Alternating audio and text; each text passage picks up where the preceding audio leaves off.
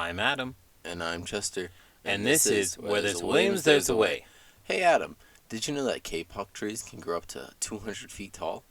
Wow, that's towering. But do you think they're as tall as my stack of ungraded homework papers?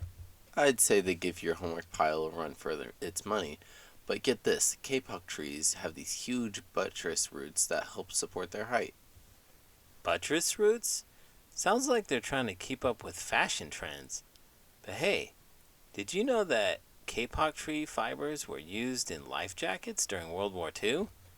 Really? So not just towering titans, but also life-saving superheroes. Oh, and speaking of flying, Kapok trees' seeds are so light that they can be carried by the wind for miles.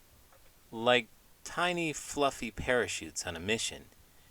You know, with all these cool facts, I'm starting to wonder if kapok trees are secretly training for the next Olympics. Wouldn't that be something? Imagine a Kapok tree high jump competition. Today's book is about a man who exhausts himself trying to chop down a giant kapok tree. While he sleeps, the forest residents, including a child from the Yanomamo tribe, whisper in his ear about the importance of trees and how all living things depend on one another. And it works. Let's get started.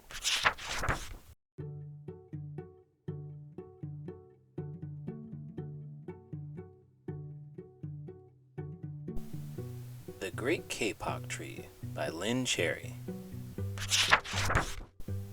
In the Amazon rainforest, it is always hot, and in the heat, everything grows and grows and grows.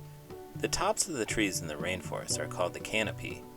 The canopy is a sunny place that touches the sky. The animals that live there like lots of light. Colorful parrots fly from tree to tree. Monkeys leap from branch to branch. The bottom of the rainforest is called the understory. The animals that live in the understory like darkness. There, silent snakes curl around hanging vines. Graceful jaguars watch and wait. And in this steamy environment, the great kapok tree shoots up through the forest and emerges above the canopy. This is the story of a community of animals that live in one such tree in the rainforest. Two men walked into the rainforest. Moments before, the forest had been alive with the sounds of squawking birds and howling monkeys. Now, all was quiet as the creatures watched the two men and wondered why they had come. The larger man stopped and pointed to the great kapok tree. Then he left. The smaller man took the axe he carried and struck the trunk of the tree. Whack, whack, whack. The sounds of the blows rang through the forest. The wood of the tree was very hard. Chop, chop, chop. The man wiped off the sweat that ran down his face and neck. Whack, chop, whack, chop. Soon the man grew tired. He sat down to rest at the foot of the great kapok tree. Before he knew it, the heat and hum of the forest had lulled him to sleep. A boa constrictor lived in the kapok tree. He slithered down its trunk to where the man was sleeping. He looked at the gash the axe had made in the tree. Then the huge snake slid very close to the man and hissed in his ear. "Senor, this tree is a tree of miracles. It is my home, where generations of my ancestors have lived. Do not chop it down." A bee buzzed in the sleeping man's ear. "Senor, my hive is in this kapok tree. I fly from tree to tree and flower to flower collecting pollen. It's this way I pollinate the trees and flowers through the rainforest. You see, all living things depend on one another." A troop of monkeys scampered down from the canopy of the kapok tree. They chattered to the sleeping man. "Senor, we have seen the ways of man. You chop down one tree and then come back for another and another. The roots of these great trees will wither and die, and there will be nothing left to hold the earth in place. When the heavy rains come, the soil will be washed away and the forest will become a desert." Hey, did you know that Kapok trees are often called rainforest giants? Rainforest giants? Sounds like they're auditioning for a role in a blockbuster movie. But seriously, they must be quite the celebrities in the rainforest. Absolutely. They're like A-listers of the Amazon, towering over everyone else, and get this, kapok trees can produce fluffy fibers that are used in pillows and mattresses. Talk about sleeping on a cloud. But wait, does that mean I've been snuggling up with the kapok tree every night? Who knows, maybe you have a secret rainforest friend right in your bedroom. But hey, speaking of sleeping, did you know that kapok trees drop their leaves during the dry season to conserve water? Smart move. I should take notes for my next water conservation lesson. It seems like kapok trees have it all figured out. They sure do. From towering heights to life-saving fibers, kapok trees are the true MVPs of the rainforest. A toucan, a macaw, and a cock of the rock flew down from the canopy. "Senor," squawked the toucan, "you must not cut down this tree. We have flown over the rainforest and seen what happens once you begin to chop down the trees. Many people settle on the land. They set fires to clear the underbrush, and soon the forest disappears. Where once there was life and beauty, only black and smoldering ruins remain." A bright and small tree frog crawled along the edge of the leaf. In his squeaky voice, he piped in the man's ear. Senor, a ruined rainforest means ruined lives.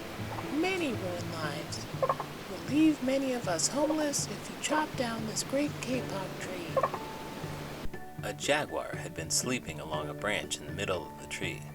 Because his spotted coat blended into the dappled light and shadows of the understory, no one had noticed him. Now he leapt down and padded silently over to the sleeping man. He growled in his ear. "Senor, the kapok tree is home to many birds and animals. If you cut it down, where will I find my dinner?" 4 tree porcupines swung down from branch to branch and whispered to the man, "Senor, do you know what we animals and humans need in order to live? Oxygen. And senor, do you know what trees produce? Oxygen. If you cut down the forest, you will destroy that which gives us all life." Several anteaters climbed down the kapok tree with their young clinging to their backs. The unstriped anteater said to the sleeping man, "Senor, you're chopping down this tree with no thought for the future, and surely you know what happens tomorrow depends upon what you do today. The big man tells you to chop down a beautiful tree. He does not think of his own children, who tomorrow must live in a world without trees." A 3-toed sloth had begun climbing down from the canopy when the man first appeared. Only now did she reach the ground. Plodding ever so slowly over to the sleeping man, she spoke in her deep and lazy voice. "Senor, how much is beauty worth? Can you live without it? If you destroy the beauty of the rainforest, on what would you feast your eyes?" A child from the Yanomamo tribe who lived in the rainforest knelt over the sleeping man. He murmured in his ear, Senor, when you awake, please look upon us all with new eyes. The man awoke with a start. Before him stood the rainforest child, and all around him, staring, were the creatures who depended upon the great kapok tree. What wondrous and rare animals they were! The man looked about and saw the sun streaming through the canopy. Spots of bright light glowed like jewels amidst the dark green forest. Strange and beautiful plants seemed to dangle in the air, suspended from the great kapok tree. The man smelled the fragrant perfume of their flowers. He felt the steamy mist rising from the forest floor. But he heard no sound, for the creatures were strangely silent. The man stood and picked up his axe. He swung back his arm, as though to strike the tree. Suddenly he stopped. He turned and looked at the animals and the child. He hesitated. Then he dropped the axe and walked out of the rainforest. Fun fact, there are more species of fish in the Amazon River than the entire Atlantic Ocean. Whoa, talk about diversity. You know, Adam, we should organize a rainforest trivia night for all our animal friends. I bet they have a quack. That sounds like a blast. I can already imagine the headlines. Creatures break records while setting Rainforest Trivia Night on fire. Did you know that the Amazon rainforest produces half of the world's oxygen? That's quite a breath of fresh air. Fun fact, did you know that a group of parrots is called a pandemonium? So now we're just going to give each other bits of trivia? That seems silly. Oh, hey, did you know monkeys are actually afraid of snakes, even the ones that aren't venomous? If you think that's crazy, did you know sloths can hold their breath underwater for up to 40 minutes? I think we may just be ready for trivia night. Dear readers, 30 years ago when I wrote The Great Kapok Tree, people were just beginning to understand how essential the rainforests are to the planetary ecosystem, the planetary weather system, and climate. These systems connect the whole planet. If I were writing the book today, I would include a page about how the rainforest influences climate.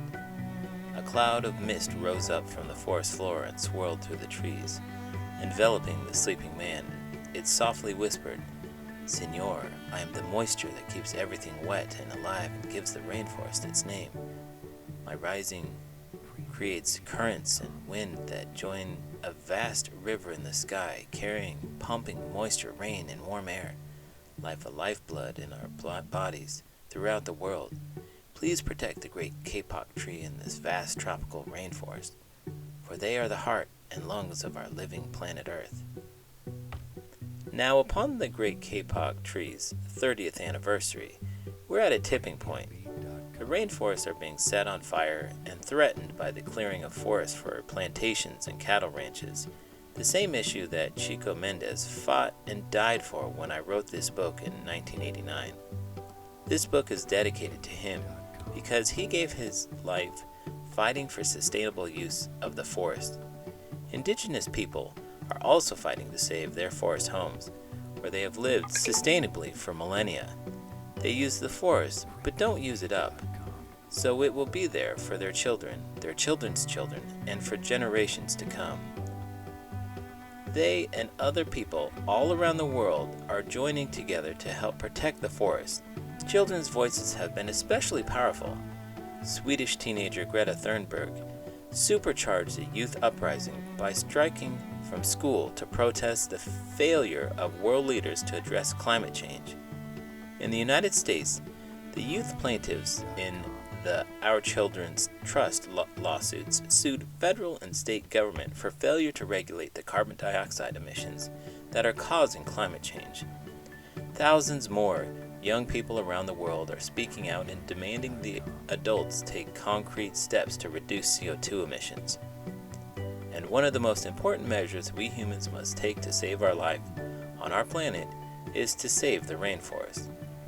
Like rain falling on the rainforest, one drop seems small and insignificant, but many together create a stream.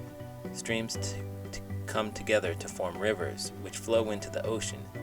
You may be just one raindrop, but collectively, with millions of other young people, you are a force that can make huge changes for the preservation of the forest and the planet. Often the voices of children, your voices, are more powerful than those of adults because you're speaking for your future and future generations. You can make a difference.